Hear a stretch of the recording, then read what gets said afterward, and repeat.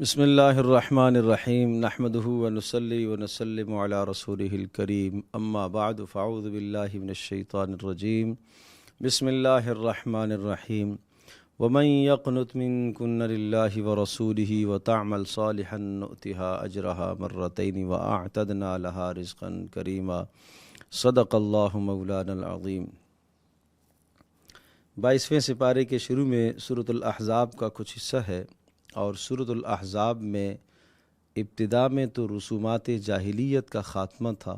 ایک رسم تو یہ تھی کہ جو آدمی ذہین فتین ہوتا اس کے متعلق خیال کیا جاتا کہ اس کے 2 دل ہیں، تو اس باطل سوچ اور نظریے کو رد فرمایا کہ نہیں، اللہ نے ہر شخص کے سینے میں ایک ہی دل رکھا ہے۔ نمبر 2، دوسرا ایک خیال یہ کیا جاتا تھا کہ کوئی آدمی اگر کسی شخص کو اپنا منہ بولا بیٹا قرار دے تو وہ حقیقی بیٹے کی طرح اس کی میراث میں بھی شریک ہوتا تھا، اور وہ تمام معاملات حقیقی بیٹے والے اس کے ساتھ کیے جاتے تھے۔ اس کا بھی خاتمہ فرمایا کہ یہ حقیقی بیٹا نہیں تصور کیا جائے گا، اور پھر فرمایا کہ ہمیشہ نسبت باپوں کی طرف کرو، حقیقی باپ کی طرف نسبت کیا کرو، اور اگر تمہیں حقیقی باپ کا نام نہیں یاد ہے تو اس کو بھائی کہہ کر پکار دیا کرو، نسبت دوسروں کی طرف کرنا درست نہیں ہے۔ اور تیسرا اصول یہ سمجھایا کہ کوئی آدمی اگر اپنی بیوی سے زہار کر لیتا ہے، اس کے لیے ایسا کلمہ کہہ دیتا ہے جو اپنی ماں کو بولا جاتا ہے، تو اس قسم کے کلمات سے وہ حقیقی ماں نہیں بنتی ہے، اور وہ حقیقی ماں کی طرح کا اس کا منصب اور مقام نہیں رہے گا۔ البتہ زہار کا کفارہ سمجھایا، وہ آگے سورۃ المجادلہ 28ویں پارے کے اندر آئے گا، وہ پھر اس کا کفارہ سمجھایا کہ کفارہ ادا کر کے اس غلطی کا تدارک کیا جا سکتا ہے۔ تو 22ویں پارے کے شروع میں وہ احکام ہیں کہ جو ازواج مطہرات کے توسط سے پوری امت مسلمہ کی ماؤں بہنوں کو یہ احکام ملے ہیں، گفتگو کرنے کا طریقہ سمجھایا ہے۔ پہلا طریقہ یہ ہے، پہلا اصول سمجھایا، فلا تخضعن بالقول، جب گفتگو کرنے کی بات آئے، کوئی عورت غیر محرم مرد سے جب گفتگو کرے تو اپنی آواز کے اندر کسی بھی قسم کی نرمی اسے نہیں کرنی چاہیے، بالکل دو ٹوک بات کرے، نرمی کسی قسم کی آواز کے اندر، نرم پن، نزاکت، کہ جس سے کسی شخص کے دل کے اندر تمہارے خلاف طمع پیدا ہو۔ اسلام عورت کو یہ تحفظ دیتا ہے کہ تمہارے حوالے سے کسی کے دل میں برائی تک نہ پیدا ہو، اتنا اسلام اس عورت کو تحفظ دیتا ہے۔ اور دوسرا اصول گفتگو کا یہ سمجھا، وَقُلْنَ قَوْلًا مَعْرُوفًا، جتنی بات کی ضرورت ہے اتنی بات کرو، اگر ایک جملے سے بات پوری ہو جاتی ہے تو اسی پر اکتفا کر لو، دوسرا جملہ مت بولو۔ غیر محرم سے اس طرح سے گفتگو کا سلیقہ اور طریقہ بتایا۔ تیسرا اصول یہ سمجھایا، وَقَرْنَ فِي بُيُوتِكُنَّ، بلا وجہ اپنے گھروں سے باہر مت نکلا کرو، لیکن اگر دینی ضرورت کے تحت یا اپنی طبی ضرورت کے تحت، اپنی حاجت کے تحت آپ کو نکلنا بھی پڑے تو چوتھا اصول یہ ہے، وَلَا تَبَرَّجْنَ تَبَرُّجَ الْجَاهِلِيَّةِ الْأُولَى، بے حجاب ہو کر گھروں سے مت باہر نکلا کرو۔ بے حجاب ہو کر عورت کا گھر سے باہر نکلنا، قرآن اس کو جاہلیت کی زندگی کہہ رہا ہے۔ وہ پڑھی لکھی ہے، وہ تعلیم یافتہ ہے، اور وہ بڑی بڑی ڈگریاں اس نے حاصل کی ہوئی ہیں، وہ سب کچھ دنیا کی تعلیم اس کے پاس ہے، لیکن اگر وہ پردے کی دولت سے محروم ہے تو قرآن کہتا ہے وَلَا تَبَرَّجْنَ تَبَرُّجَ الْجَاهِلِيَّةِ الْأُولَى، جاہلیت اولا، پہلے والی جاہلیت کی طرح بلا حجاب ہو کے نہ نکلو۔ یہ اشارہ لفظ کا اس بات کی طرف بھی ہے کہ ایک زمانہ پھر سے دوبارہ آئے گا کہ دوبارہ سے پھر سے بے پردگی کا عروج ہوگا، اور بے پردگی کے عروج کو فخر سمجھا جائے گا۔ یہ زمانہ آئے گا، یہ قرآن نے اس وقت پیشن گوئی کی ہے، اور آج وہ حالات آئے ہیں کہ پردے سے عورت اپنے آپ کو عاری سمجھ کر فخر سمجھتی ہے، حالانکہ یہ جاہلیت کی زندگی ہے۔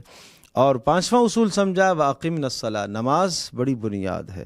نماز کا حکم اس لیے دیا کہ نماز تمہیں بے حیائی اور گناہوں سے روکے گی۔ اور نمبر 6، وَآتِينَ الزَّكَاةَ، زکوٰۃ کو ادا کر لینا۔ زکوٰۃ کے ادا کرنے سے آپ کے مال کی تطہیر ہوگی، آپ کے دل کے اندر تزکیہ آئے گا، اور دل میں اللہ کی محبت پیدا ہوگی، مال کی محبت دل سے رخصت ہوگی۔ نمبر 7، وَأَطِعْنَ اللَّهَ وَرَسُولَهُ، اللہ اور اس کے رسول کی اطاعت کرنا۔ اور نمبر 8، وَاذْكُرْنَ مَا يُتْلَىٰ فِي بُيُوتِكُنَّ، بیوتکن، قرآن کی تلاوت اپنے گھروں میں کرتی رہنا۔ یہ وہ احکام ہیں کہ جو ازواج مطہرات کے توسط سے پوری امت مسلمہ کی ماؤں بہنوں کو یہ احکام دیے گئے ہیں۔ اپنے گھروں کے اندر رہ کر اس طرح سے اسلامی زندگی گزاریں۔ اسلام ان کو ایک دستور، ایک ضابطۂ زندگی بتاتا ہے، اور اس کے بعد پھر کامیابی کی 10 صفات کو ذکر فرمایا۔ یہ 10 صفات چاہے مردوں میں ہوں چاہے عورتوں میں ہوں، اللہ پاک ان سب کو کامیاب کرے گا اور سب کے لیے اجر اور مغفرت کا فیصلہ ہے۔ وہ کیا 10 صفات ہیں؟ اسلام، اپنے آپ کو احکام اسلام کے تابع کر دینا، جھکا دینا۔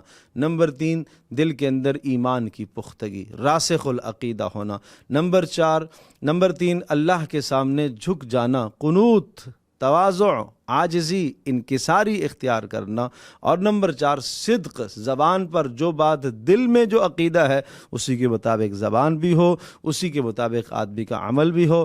نمبر 5، والصابرین والصابرات، صبر کرنے والے مرد اور عورتیں۔ اور نمبر 6، خشوع اور تواضع اور عاجزی اختیار کرنے والے مرد اور عورتیں۔ اور نمبر 7، اللہ کی راہ میں مال خرچ کرنا، خوب دل کھول کر صدقہ دینا۔ اور نمبر 8، روزے دار۔ اور نمبر 9، اپنی شرمگاہوں کی حفاظت کرنا۔ اور نمبر 10، کثرت سے اللہ کا ذکر کرنا۔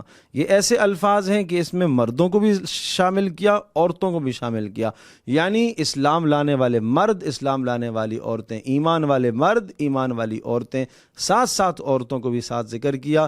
جن مردوں میں یا عورتوں میں یہ 10 صفات پائی جائیں گی، اللہ پاک نے ان کے لیے بڑی مغفرت کا فیصلہ کیا ہے، اور اللہ پاک ان کو اجر عظیم عطا فرمائے گا۔ آگے انہی رسومات سے متعلق بات آئی ہے جو پیچھے بات عرض کر چکا ہوں کہ جو شخص اپنے کسی بھی شخص کو منہ بولا بیٹا جس کو قرار دیتا تھا، اس کو حقیقی بیٹا جب تصور کیا جاتا تو ان رسومات کا خاتمہ کیا گیا۔ اور پھر کچھ احکامات ایسے ہیں جو رسول اللہ صلی اللہ علیہ وسلم کی ذات گرامی کے ساتھ خاص ہیں۔ اور پھر دعوت طعام کے اصول سمجھائے کہ جب تم کسی کے گھر میں، یا رسول اللہ صلی اللہ علیہ وسلم کے یہاں جب حضرت زینب کا نکاح ہوا تو ولیمے کی دعوت تھی، اس موقع پر یہ آیات نازل ہوئی کہ جب کسی کے یہاں تمہیں دعوت کے لیے بلایا جائے تو پہلی بات تو یہ ہے کہ بن اجازت کے، بلا اجازت تمہیں گھر میں نہیں جانا چاہیے، اور دوسری بات یہ ہے کہ جس وقت تمہیں بلایا جائے اسی وقت تمہیں جانا چاہیے، وقت سے تاخیر نہیں کرنی چاہیے تاکہ گھر والے کو اذیت نہ ہو۔ یہ بڑے اہم اصول سمجھائے۔ اور جب تم گھر کے اندر آؤ تو تم کھانے کے انتظار میں نہ بیٹھ جاؤ، دائیں بائیں تم برتنوں کو نہ دیکھو، اس انتظار میں نہ رہو کہ کب تیار ہو رہا ہے، اور جب تم کھا چکو تو کھانے کے بعد پھر بلا وجہ تمہیں وہاں نہیں بیٹھنا، اس لیے کہ ان سب کاموں سے اہل خانہ کو اذیت ہوتی ہے۔ اور جب خواتین سے تمہیں کوئی بات پوچھنی ہو تو پردے کے پیچھے سے پوچھا کرو۔ اور پھر خاص طور پر پردے کے احکام، اور عجیب انداز سے پردے کے احکام نازل فرمائے۔ یا ایھا النبی قل لازواجک و بناتک، اے نبی آپ اپنی بیویوں سے فرما دیجئے، آپ اپنی بیٹیوں سے فرما دیجئے، آپ مسلمان عورتوں سے فرما دیجئے، کیا کیجئے؟ یدنین علیہن من جلابیبہن، جب گھروں سے نکلا کریں تو وہ اپنے چہروں پر چادروں کو ڈال لیا کریں، اپنے گریبانوں پر چادروں کو ڈال لیا کریں۔ عجیب بات یہ ہے کہ پردے کا حکم جب آیا تو براہ راست عورتوں کو حکم نہیں دیا کہ اے عورتوں، اے مسلمان خواتین، تمہیں چاہیے کہ جب تم گھر سے نکلو تو پردے کر لیا کرو اور چادریں چہروں پر ڈال لیا کرو۔ مرد کو حکم، یعنی رسول اللہ صلی اللہ علیہ وسلم کو حکم دیا، اور آپ علیہ الصلوۃ والسلام کی توسط سے پوری امت مسلمہ کے مردوں کو یہ حکم ہے کہ وہ اپنی خواتین سے پردہ کرائیں، اس لیے کہ پردہ یہ مرد کی بھی عزت ہے۔ ایک عورت اگر بے حجاب ہو کر باہر نکلتی ہے اور اس کے اوپر ہر شخص کی نگاہ پڑتی ہے، گندی اور فاسد اور فاحش اور بے حیا نگاہیں اس پر جب پڑتی ہیں تو یہ مرد کی عزت کا معاملہ ہے، مرد کی عزت اس سے پامال ہوتی ہے۔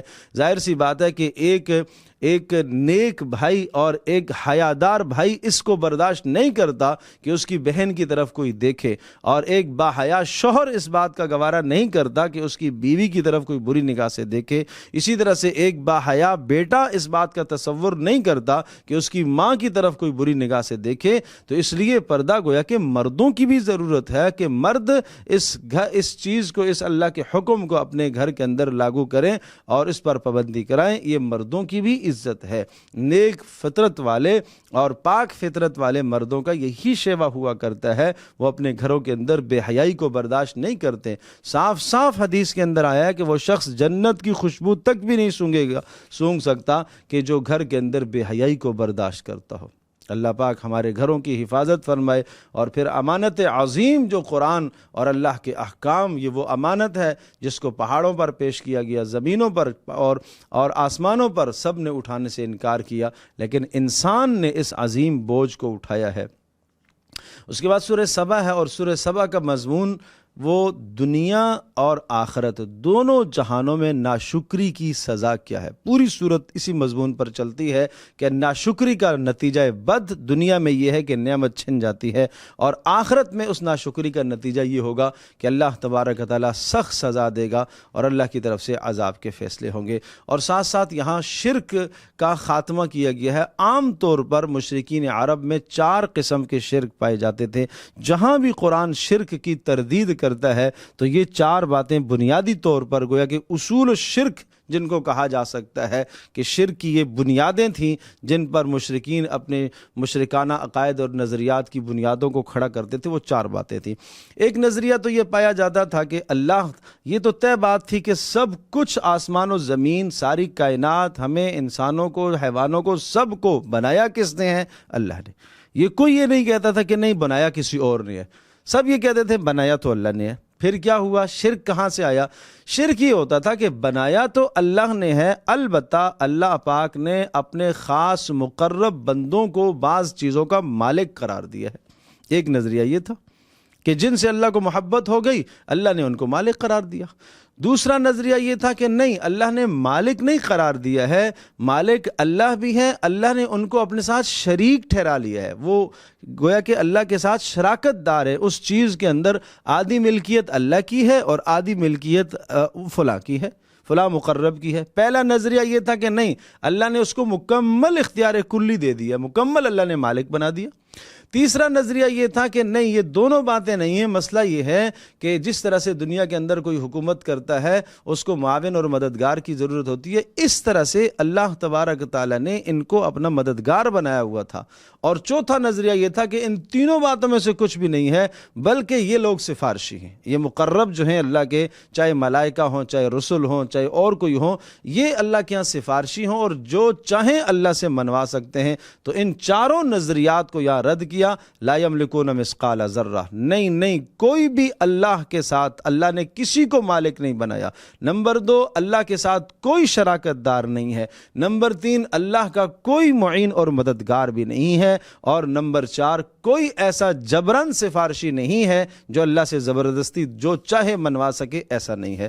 اس کے بعد سورہ فاطر ہے۔ سورہ فاطر کے اندر یہ سمجھایا کہ ہر لمحہ اس دنیا کے اندر انسان اللہ کا محتاج ہے، قدم قدم میں وہ اللہ کا محتاج ہے، وہ زندگی گزارنے میں اللہ کا محتاج ہے، وہ رزق میں اللہ کا محتاج ہے، وہ اپنی صحت میں اللہ کا محتاج ہے، وہ بیماری کے وقت میں اللہ کا محتاج ہے۔ جب ہر لمحے اللہ کا محتاج ہے تو اسی کو ہر وقت اللہ ہی کی طرف رجوع کرنا چاہیے۔ تو گویا کہ احتیاج ہر انسان کی ثابت کی گئی ہے، اور اللہ تبارک و تعالیٰ وہ ذات ہے جو غنی ہے، جو کسی کا محتاج نہیں ہے، اس کا کوئی کام ایسا نہیں ہے جو تمہاری غرض سے متعلق ہو۔ اللہ تبارک و تعالیٰ وہ شرکا سے، تمام چیزوں سے اللہ پاک مبرہ منزہ ہے، مخلوق کی صفات سے منزہ مبرہ ہے۔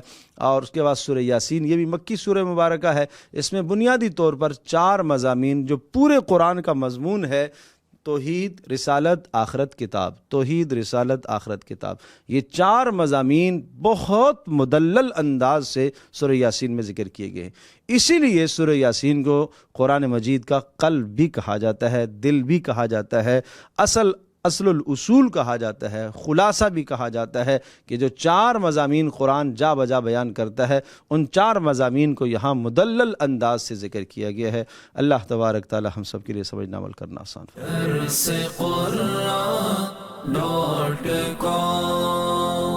www.darsequran.com